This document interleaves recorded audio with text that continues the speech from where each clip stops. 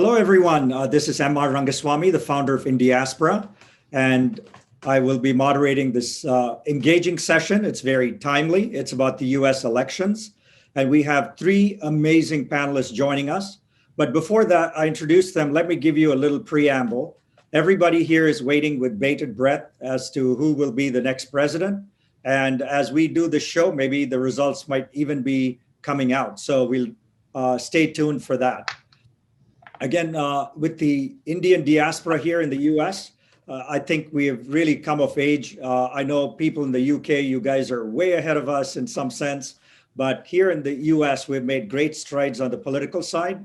In this election cycle alone in the US, we estimate there are 200 to 300 candidates of Indian origin running for everything from school board, city council, state assembly, and federal offices. So this is a very large number. The second thing is that Indian Americans have contributed millions of dollars to campaigns on both sides. That is another big fact this cycle. And finally, I think hundreds, if not thousands of Indians have volunteered for the campaigns during this election season. So I think it's suffice to say that you will see Indian Americans really being very, very active in the political system in the United States moving forward. And Indiaspora is a nonpartisan, nonprofit organization. And one of our objectives is to get our community involved in politics, whether it's Republican, Democrat, Independent. We're nonpartisan, but we encourage our community, much like a lot of you have done in the UK, being part of the political system, because political influence gets the community more power, more influence, can get more things done for our diaspora as well.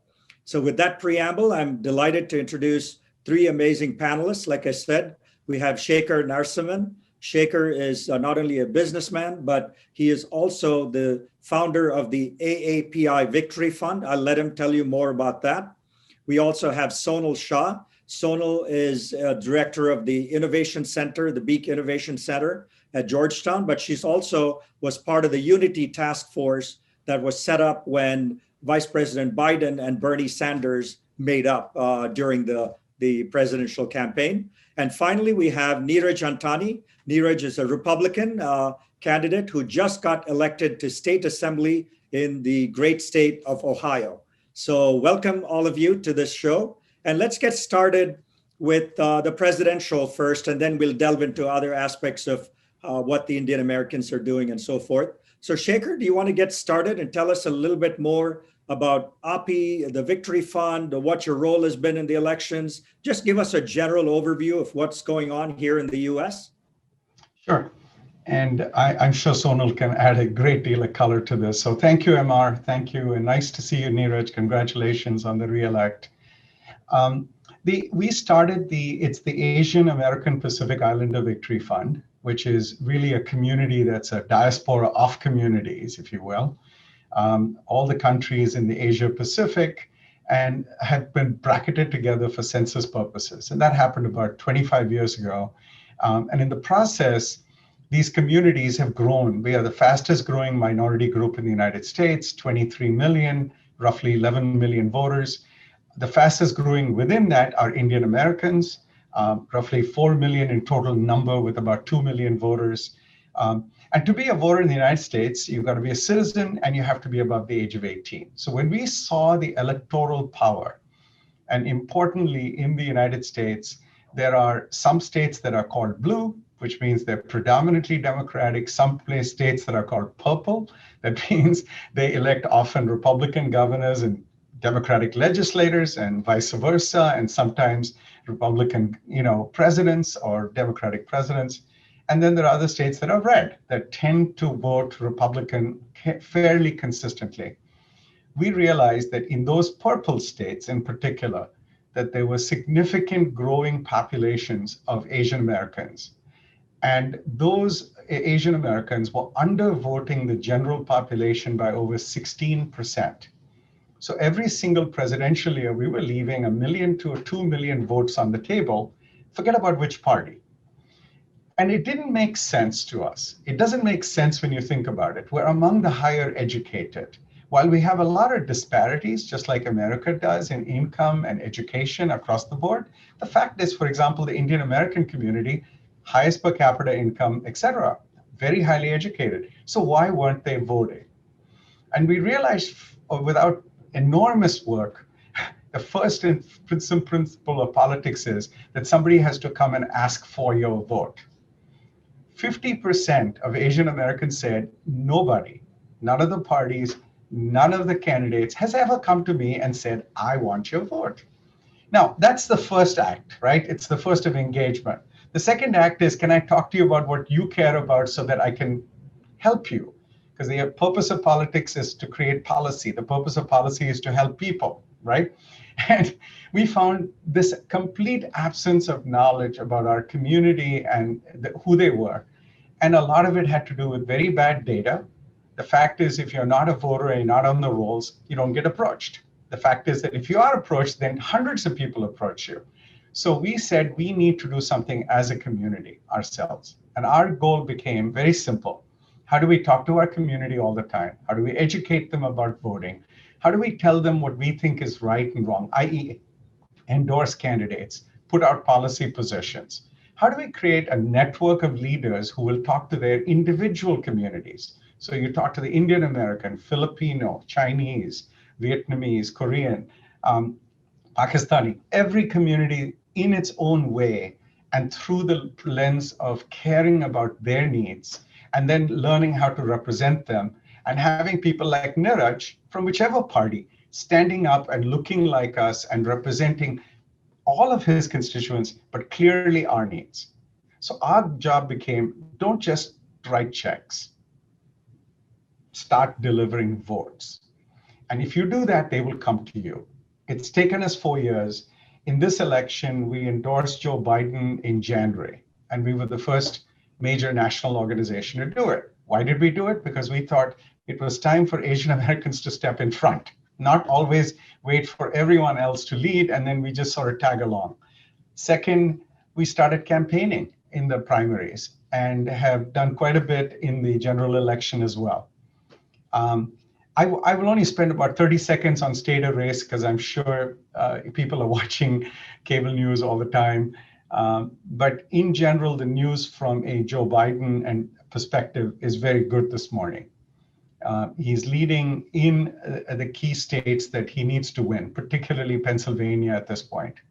And it looks like that lead will grow. And at some point, we expect during the day that the major networks will start calling the race. And if they do, it's really effectively over by the shouting. It's very confusing to watch television right now, but our expectation is this race will be over and there will be a peaceful transfer of power.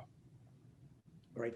Thanks, Shekar. And Sonal, a couple of points before I want you to jump in. And one is, Indiaspora as a nonpartisan organization did a voter preference survey a couple of months ago where it was, our numbers were 67% Biden.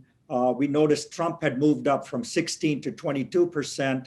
That was one of the things we found. The other thing we also, when we looked at the approach to voters, we found that this cycle, most Indian American voters had been called by either the Democrats or Republicans or both. So that was an interesting fact. The other fact we found also was 25% of these voters had given some form of monetary contribution to one of the two sides. So there are a lot of things that show the maturation of our community. Sonal, you've been involved in politics for a long time, being involved in the Obama White House and so on and so forth. Can you kind of comment a little bit on the growth of the Indian American within both in the political system in the US? Yeah, MR, thank you. And again, great, huge congratulations to Niraj. It's great to see him reelected, but also it was really great when he ran the first time. It was great to see young people running. So really appreciate everything he's doing in Ohio. So I would add only to this, I think when I first got into politics, this was like 1990. Most of the Indian Americans there were a few that had run, Kumar Barve in Maryland. Not many were running for office. Most were in policy positions like myself. So myself, Neera Tandon, Nisha Biswal, Anurag, there were a bunch of people that were Anurag Verma. There were a lot of people in policy positions, but very little in running for office, and sort of giving was not even a possibility. It was not, we weren't a community that was mature.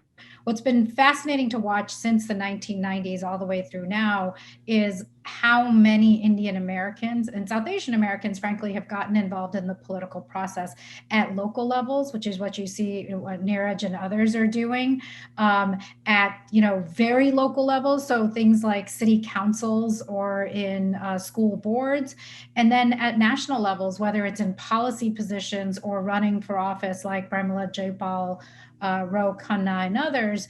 I think you have more, or even Nikki Haley in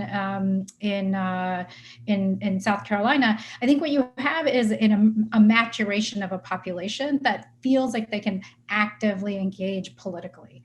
And I think what we're seeing also is, as the community is maturing, we're also maturing on our issues. What issues do we care about? What do we want to care about? Hence, you'll see shifts taking place between parties and where they go based on now issues, not just people coming to our events or showing up at our events. We're going to ask questions. We're going to ask, what are you doing for the small business community? What are you doing in infrastructure in my neighborhood? We're going to start asking those questions. And I think that's what we're seeing start to happen. What we're seeing is people actually engaging not only on politics in the sense of giving money or getting calls, but they're actively organizing in their community. So I live in Texas. I'm currently in Texas, and the number of organizations that were Indian American, South Asian American, Muslim American, were all actively engaged volunteers, people making phone calls, people calling their neighbors, people calling their friends, people calling people that they knew. It was a bit of everything. And that's a different type of maturation and a different type of engagement than we have seen in the past. Before, we didn't talk about politics with our friends. We sort of did our vote and we left. Here, we were actually reaching out to people and asking people to participate, to be that. And that takes courage. I mean, I don't want to underestimate how hard it is to run for office. And it's why I admire, folks that run. And it's because you have to get out there. You have to ask people. You have to talk to people. You have to engage your family members. You got to engage your friends. You got to engage everybody. And it takes courage to do that. So I think that we are showing courage. We are showing political activation, and we are showing a maturity in wanting to engage on issues, which I think is important because we've not always engaged on issues. From what I have seen, we were happy to have politicians come to our events, but we weren't asking for anything. And I think what you're seeing now is there's an ask for something. And that's a really important move from a community perspective. Thank you. Niraj, you're an inspiring story because I believe you're one of the youngest people elected to office, and now you've moved from the state assembly to the state senate. So what inspired you as a young Indian American to even, like Sonal said, the difficult job of running for office, raising money, meeting voters? Tell us your story. Well, thank you, MR, and thank you for everything Indiaspora does. And Shekar and Sonal are truly, two trailblazers, in the Indian American political world, which, really is a very small community, here in the U.S. Look, for me, it's exactly what Shekar and Sonal have said, is that, politics and government is the only way to create lasting, effective change, right? There are many ways to, improve our communities through charity and through faith and, different ways. But if you want to create lasting change, lasting, market change, it's through politics and government. And, for our community, it's very important. And, I'm of, a different generation. My parents are the ones who immigrated. I was born here. And so really for, the Indian American community, for me, it's about, what's next, right? What will our community look like in the next 40 years, as opposed to the immigrant generation who really, paved the way. And so, that's not only as an Indian American, that's just as a regular American as well. I'm the youngest, regardless of being Indian or not. And so, for me, it's how do we create that lasting positive change on, so many different issues, whether it's education or healthcare or, tax reform, politics and government is how you do it. And for me, it's about, ensuring that, our community and my generation, has a seat at that table.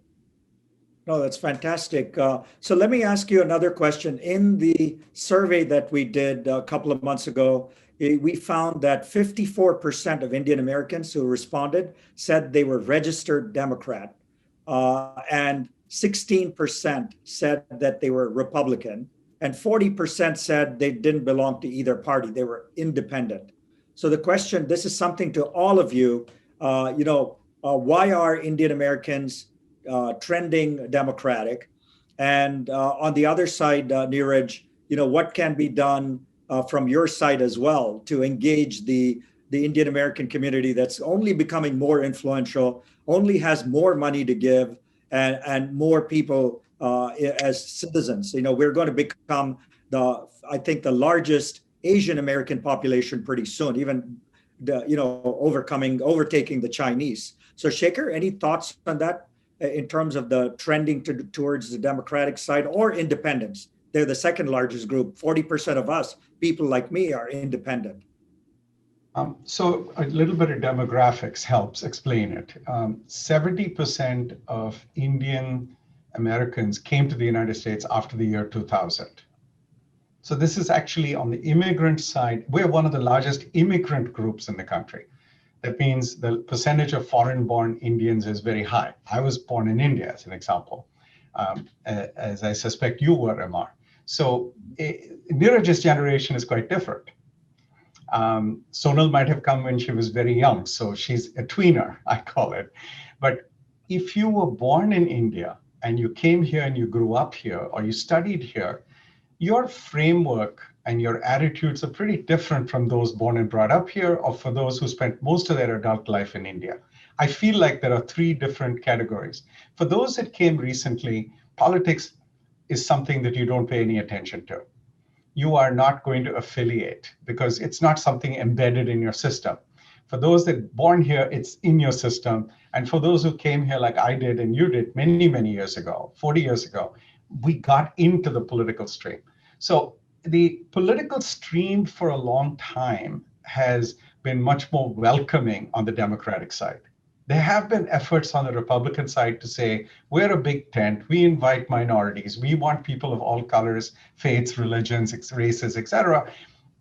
But quite frankly, over the period of the last 10, 12 years, it's become much more narrow.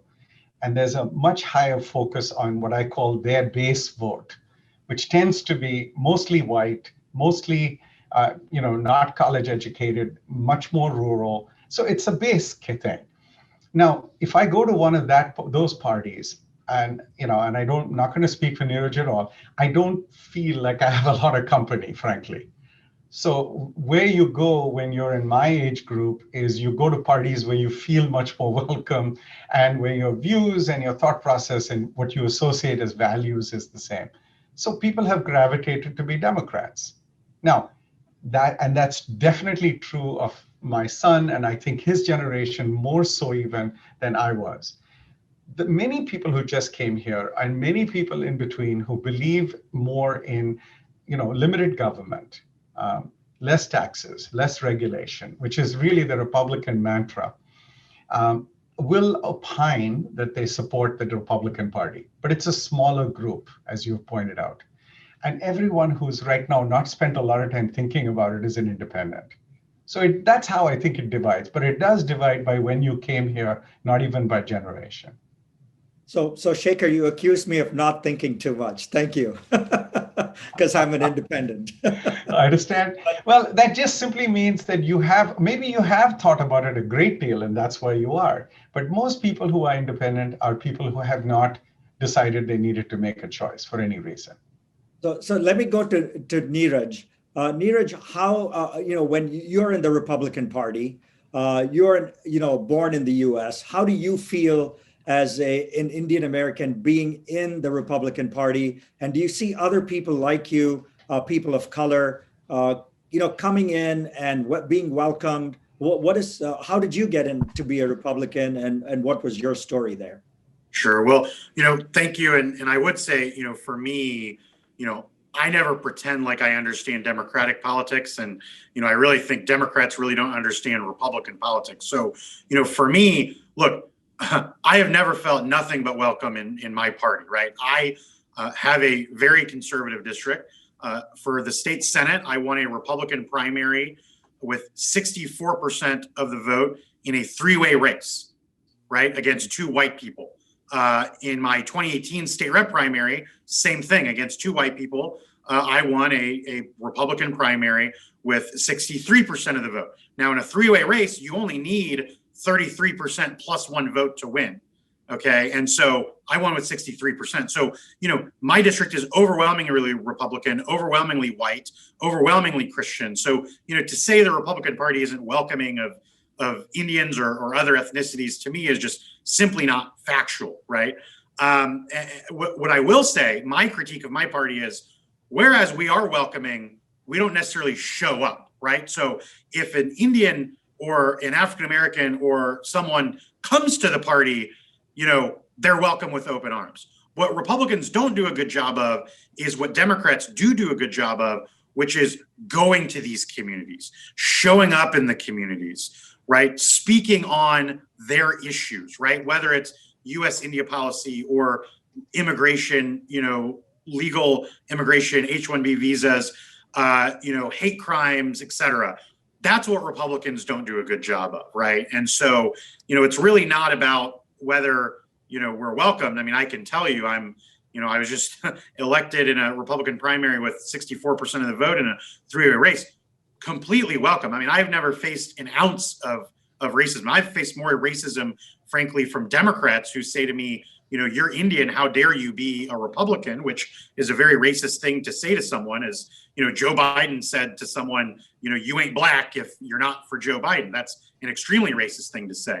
And so, for me, I do believe our party needs to do a better job of showing up in these communities and not just, welcoming those who come, but rather going to them. And that's what, Democrats do a good job of. So Sonal, you're a tweener, as Shekar called you. So what is your perspective on Democrats versus independents versus Republicans, and where it's trending in our community? Look, I think our community is sort of a lot of where the rest of America is, to be fair. I think I think we want to put people in labels very easily. If you care about this, you must be Republican. If you care about that, you must be Democratic. I think what you're seeing with the 40% that you sit in, MR, is that I think people are looking for issues and they're looking for what's happening in their communities. The reason you would vote for Niraj is because he's standing for what you need in your community in Ohio. The reason you might vote for, Jay Chowdhury in North Carolina is because he's standing for the issues that you care about in your district. I think we have gotten so caught up in putting large labels on people's identities. And frankly, I think this is one of the issues that we're going to have to face as a country, and this election sort of shows this out, is that we have easily put people in identity boxes, and we put identity boxes and issues in the same thing, and that is not a true statement. We are multiple. I mean, I myself am multiple identities. I am Indian American. I'm American Indian. I live in Texas. I lived in Washington, D.C. I'm a professor. I'm educated. There's so many labels that we want to put about people. I caution moving forward as a country. I caution moving forward as a world in putting people into broad labels without knowing who the people are and what they stand for and why they're there. And it has gotten really ugly the way we sort of pick apart people for their positions and what they believe in. And I've worked in the private sector. Am I considered too far left? I worked at Goldman Sachs and Google. I mean, am I considered too far left? Am I, too far right? Because I have worked at those places. People try to put us in these boxes. So I urge us as a country, as a world, to be careful about labeling people and saying things about people without understanding their records. We are educated people. It's shocking to me how many educated people just spew language out all the time. This person is this and this person is that based on, which party they choose to associate with. Let's not do that, right? Let's talk about the person. Let's talk about what they've done. Let's talk about how they're doing it. Let's not get to this place where we're just sort of throwing stones at each other for the sake of throwing stones because we may not like what the head of the party is doing. But at the end of the day, like, we all work in our local districts. We're doing our stuff and what we believe in and what we do.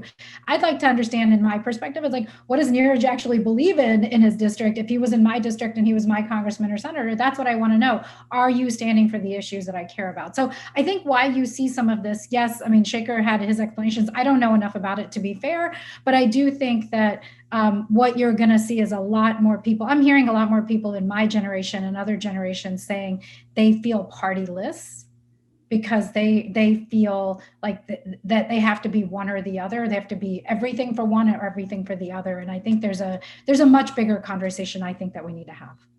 Oh, I think I agree with you on that, because when we did our survey, we asked what were issues of importance to the community, because the rhetoric and the positioning that was happening during the elections was Modi and Trump are friends, therefore vote for Trump.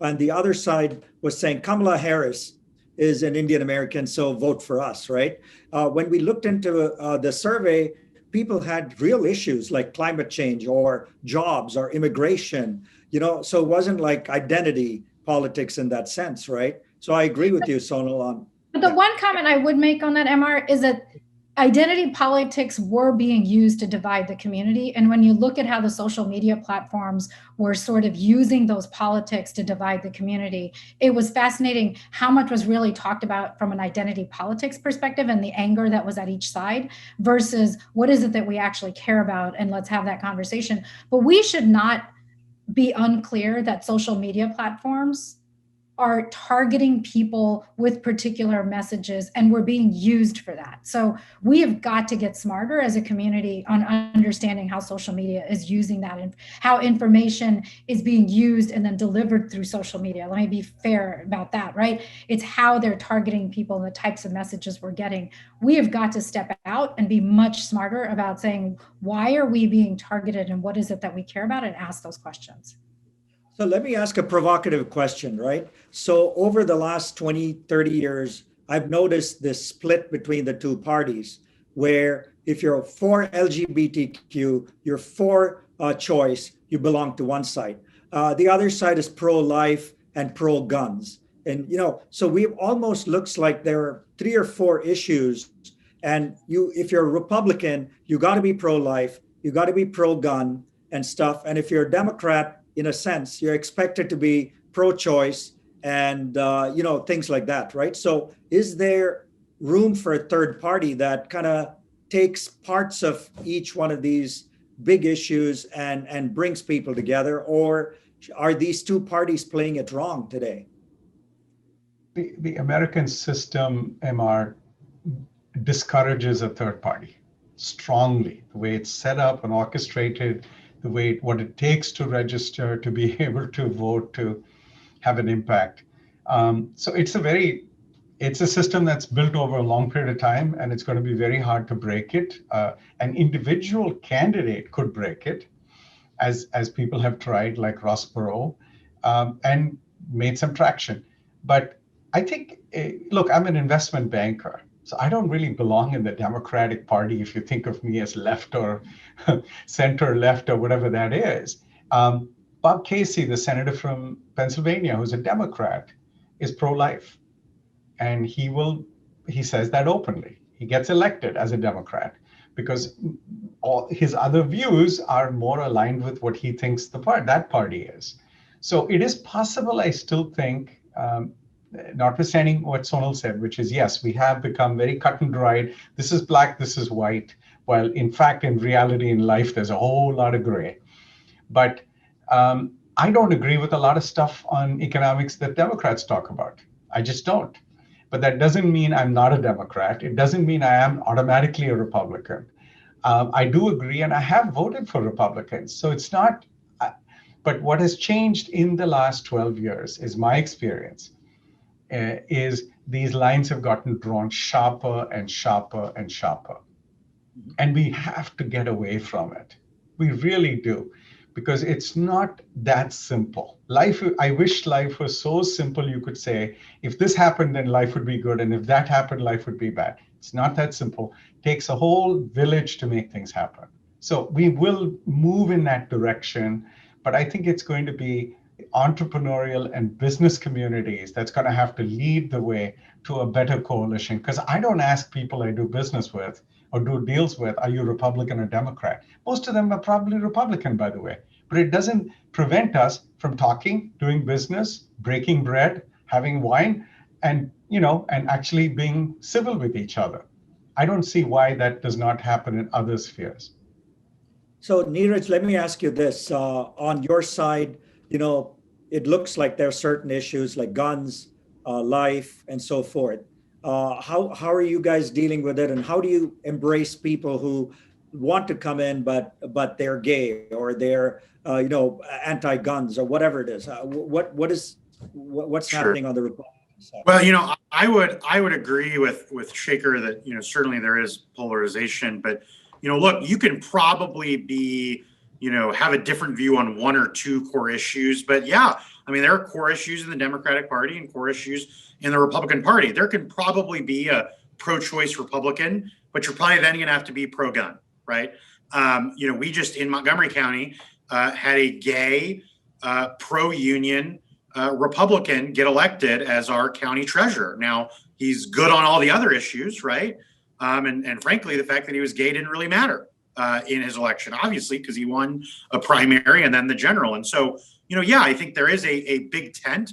Obviously, there are the core issues of being, pro-life and pro-Second Amendment and, anti-raising taxes and, different things. But, you look at the different, members of the Senate or the House, and, you do have a broad array, right? Rand Paul does not agree with Liz Cheney on foreign policy, right? And we can go through the different issues where there is difference, and you see it even in the Democratic Party, right? I mean, Sonal served on their unity task force. Bernie and Biden are not the same, just like Romney and Trump are not the same. And so, that happens, I think, even within parties. But, I don't think a third party is plausible. I mean, there are differences, right? I mean, parties exist for a reason, and I'm all for bipartisanship, but there is a difference between Republicans on business issues and Democrats on business issues, right? One is for a $15 minimum wage,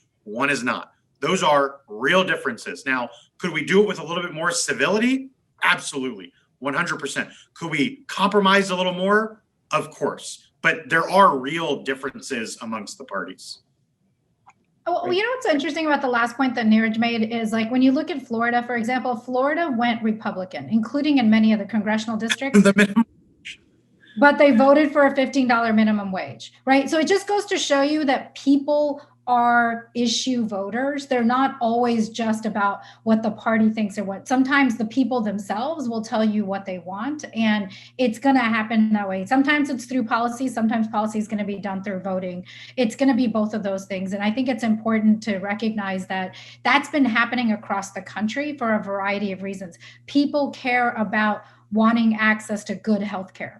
Whether you want to call it Medicare for all or whatever you want to call it, it doesn't matter. The fact is nobody wants to go bankrupt because of healthcare. And those are things that are important to recognize. And I think sometimes we allow for terminology. There are many pro-life Democrats and there are many pro-choice Republicans that I know of.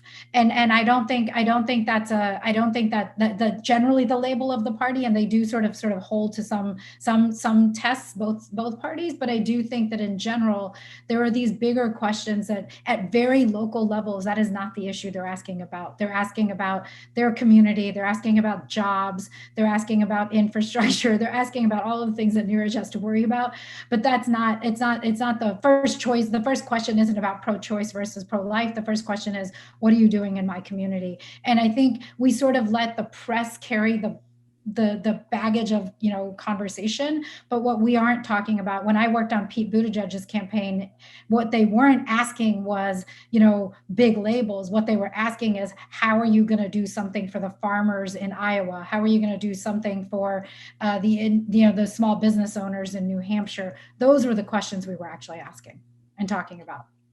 So let me change the topic to the diaspora, right? In the UK, there are cabinet level people of Indian origin, ministers and secretaries and such.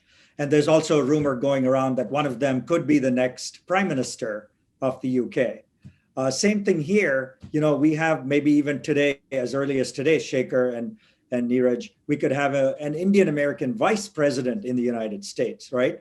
So these are all changing times. So looking ahead, what do you think is going to happen in these kinds of situations, where our community is getting to positions, whether it's in the UK or the US, into really key positions of power and influence, right? What is that going to do to the community? Is it going to encourage, I'm assuming it's going to encourage more people to run for politics and be engaged. What is your thought? I remember 24 years ago when Raj Goel ran for state representative in Kansas, of all places, right? And Kansas was a red state. He's running as a Democrat. Of course, he's running in Topeka, which was somewhat urban at that time. And he wins. And I remember talking to him after that, because, you try to support sort of Indian Americans in many different ways. And one can be writing a check and the other can be just conversational, policy or otherwise. And I remember Raj saying to me, he says, it was not, and it resembled some experience I've had living in Kentucky. It wasn't that people thought or even fully understood what my being an Indian American was. In fact, for a period of time, some of them thought I was Cherokee Indian, It was that I was knocking on their door, having a conversation, asking them what they thought, listening to them, dissecting that, telling them what I would do for them. If I could, I had to build a coalition to get anything done. I'm one legislator. And he said, sort of 4,000 conversations later, he realized he was the right guy because he had some answers to their questions. He was going to be a junior assemblyman in a very Republican legislature, but he was going to be an influential person because he was going to be one of the only people of color, and he could stand up and talk about issues a little bit differently with a little different perspective. And he did that, and he was successful. And he, ran for Congress and didn't win, but I recollect him saying, you can be an Indian, you can be a Hindu, you can be a Muslim, you can be anything you want, but when you're knocking on that door, you're just speaking as in one American to another. If we just learned how to do that, for God's sake, we'd be a better country. So I feel like the diaspora has grown up when people like Niraj can run in districts that don't have significant Indian American populations. He's not winning on Indian votes, he's winning on American votes, on white votes, on black votes. And when he can learn to speak to them and listen to them and translate that, he's already succeeded in breaking the biggest single barrier, which is making himself a good human being. No, that's I terrific. think we're there. I mean, just to bring the conversation back to you, obviously we have Kamala Harris on the Democratic side. We have a lady by the name of Nikki Haley on the Republican side. So there's some rumors that, 4 years from now or whatever, there could be, a Kamala Harris versus a Nikki Haley kind of situation. So what do you think? What's Nikki Haley like, and what kind of future does she have on the Republican side? I mean, I think that's a distinct possibility, which, is pretty incredible for our community. And, she's spent the last couple months and traveling, doing fundraising and sort of political work for Senate candidates and U.S. House candidates. And I think that is a very distinct possibility, which, I think is a testament to our community.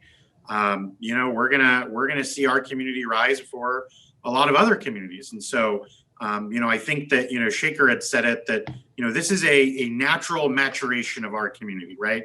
You have the immigrant generation who, tries to survive, then the next wave who thrives. and now, our wave, which is getting involved in, sort of the social, institutions, right, such as politics and government. So, we very well could see a Kamala versus Nikki presidential race in 4 years, which is pretty incredible. Yeah, it is. I came to this country a long time ago. Little did I even dream of anyone like us, holding office at that significant a level in probably the oldest democracy in the world, right? So I think we're running out of time. So what I want to do is to just go around and shed some final thoughts on the Indian diaspora in politics in the U.S. And what the future, holds for all of us, and impart some ideas to our friends in the UK and other diasporas.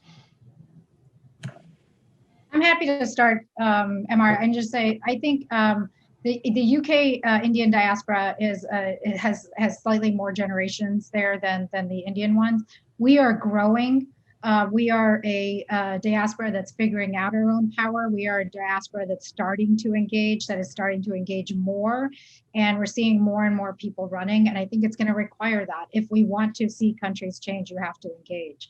You have to engage in the institutions, not just, of course, in the business side and other places, but also in the institutions of power. And it's important for us to do that. And it's great to see it happening more often. It's great to see all of us getting more engaged. We also need to figure out how to have conversations with each other, even when we're on different sides of a political divide. I think it's important to do that and not throw stones. But I think we're starting to engage, and it's great because I think it's going to take that if we want to see the world in a world where immigrants are being seen as part of the fabric. It requires being a part of the fabric, and that fabric is also a political fabric. Thank you. I'll just say that I'll make a very easy prediction that Joe Biden will be the 46th president of the United States. But I'll make a couple more. One is that I think that we will have an Indian American in the cabinet this time. And the third is that as we see him forming government, that he may just be, the moment may have met the person. Joe Biden is empathy personified, a decent human being, and he promised that he will not tweet every day even. Maybe there'll be days in which you don't hear from him. And that might be someplace in America where we can all just test our resolve and relax a little bit and go back to some semblance of normalcy post-COVID. I hope that's what happens. Niraj? Well, thank you, MR, and again, and everything for what Indiaspora does. And Shekar and Sonal, thank you for what you do for our community. And just want to thank and say, look, I think that it's true that, we're seeing a political maturation of our community, not only in the US, but, we've seen, gains in Canada and obviously the UK and other nations around the world as well. I mean, I think Suriname has a Indian American vice president right now. And so, we see that. And I think that our community will continue to, work hard and get involved and step up, not only for our community, but I think, we have certain talents and abilities that are obviously, beneficial to the community as a whole. And so, thank you very much and look forward to continuing to talk. Great. Some final thoughts from my side. I think the conversation we had was so enlightening at the end because we were talking of Kamala versus Nikki, two women. We didn't talk about men. And I love that gender diversity here. When we're talking of two women potentially running for the president of the United States and they're both Indian. So that was a significant moment for me when we discussed that. The other thing is, I think you all mentioned that other diasporas are also having Indians in significant positions. Indiaspora is now completing a list, and I'll just give you a preview, a list of ministers and cabinet people of Indian origin across the world. And right now, the list includes more than 50 people of Indian origin, 50. That's not a mistake. And we'll be publishing that list hopefully in the first quarter of next year, which just blew me away just to think that 50 people of Indian origin in countries like Singapore and Suriname and Mauritius and UK and Canada and the US in significant positions. So, this is a great day for the diaspora in Kamala Harris becoming the vice president. I think it'll lead so many things, bright things in the future. So once again, Shekar, Sonal, and Niraj, thank you so much for this wonderful set of opinions and discussions. And we'll see you soon. Thank you.